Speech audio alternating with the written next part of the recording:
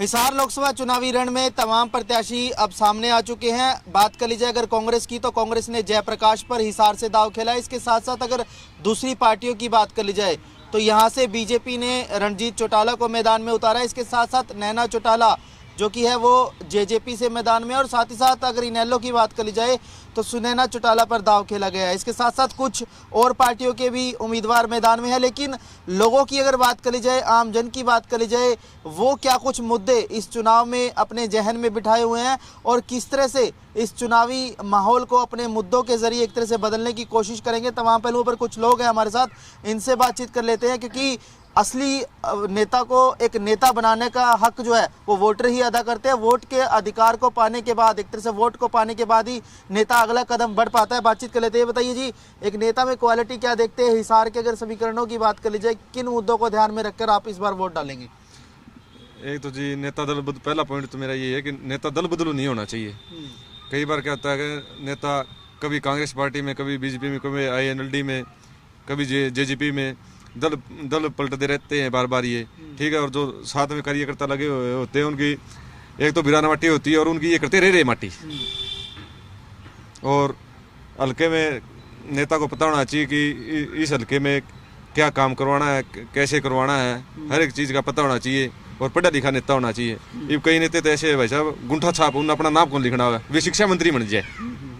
तो आपको क्या कुछ लगता है हिसार के मुद्दे क्या कुछ रहने वाले हैं? विकास का मुद्दा रहेगा या कुछ और भी मुद्दे हैं हिसार में जो इस लोकसभा क्षेत्र में भारी पड़ेंगे?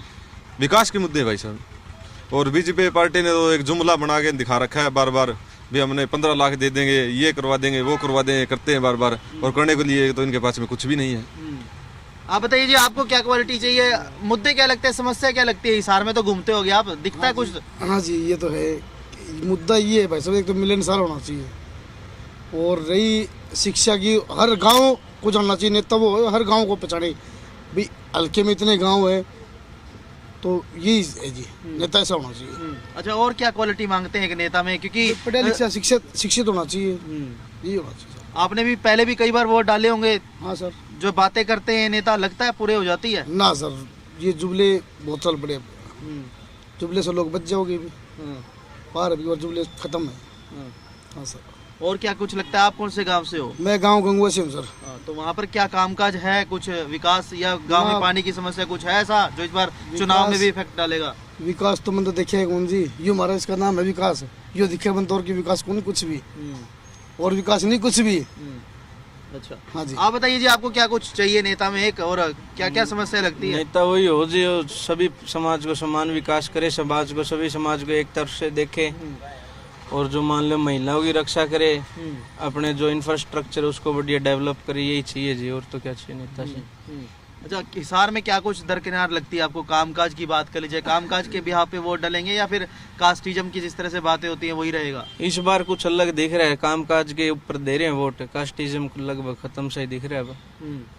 और हिसार में जिस तरह से कह रहे हैं हवाई अड्डा, ये सब चीजें बनाई है, इसका भी इफेक्ट पड़ेगा या कुछ लगता है अभी भी कमी है? मेरे को तो दिखा नहीं जो हवाई अड्डा, आपको दिखा तो बताओ। नाम का हवाई अड्डा है, मैंने तो कोई प्लेन लैंड होते नहीं देखा है। एक जो बना था वो वहाँ पे यूपी में ले गए, अब इसको कहते हैं वो कैरेज मतलब सामान वाला बना रहे हैं यहाँ पे। मेरे को तो कोई उड्डा नहीं, एक बार उड्डा कमल गुप्ता जी, उड़ गए वापिस आ गए।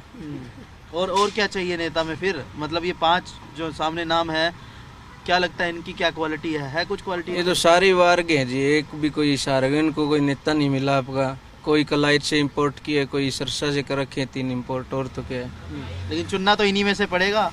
नोटा नाम की भी चीज है जी एक। अच्छा। हाँ, सभी एक समान है जी ये तो। हाँ जी। चलिए आप बताइए जी, आपको क्या लगता है क्या कुछ मुद्दे रहने वाले हैं? मुद्दे तो जी बेरोजगारी, शिक्षा का, ये मुख्य है जी।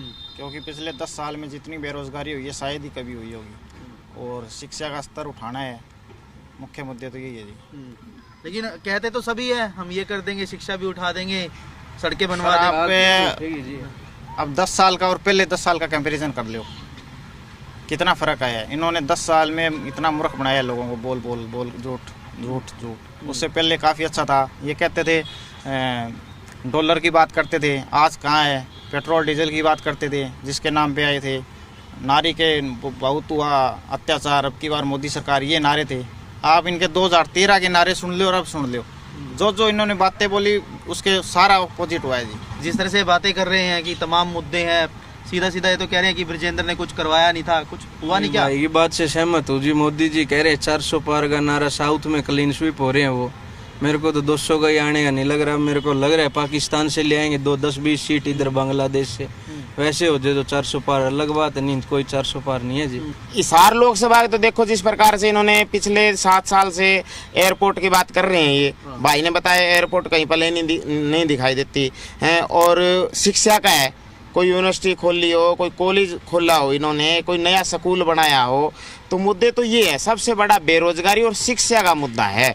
और खास करके जो युवा पहली बार वोट डालने जा रहे हैं उनको पता लग चुका है कि जाति धर्म के नाम से ऊपर उठना है और हमें अगर देश की तरक्की करनी है तो हमें शिक्षा और रोजगार की बात करनी पड़ेगी। चलिए, कुल मिलाकर कई मुद्दे इन्होंने गिनवाने की कोशिश की है और सीधे तौर पर शिक्षा के मुद्दों के साथ साथ स्वास्थ्य और किसानी का मुद्दा भी इस बार लोकसभा चुनाव में अहम रहेगा। इस तरह की बातें इनकी तरफ से की जा रही है। फिलहाल जब वोटिंग होगी उस दौरान किस तरह का माहौल रहेगा ये तो अब देखने वाली बात रहेगी, लेकिन इतना ज़रूर नज़र आ रहा है कि तमाम मुद्दों को लेकर जनता जो है वो ज़रूर तैयार नज़र आ रही है।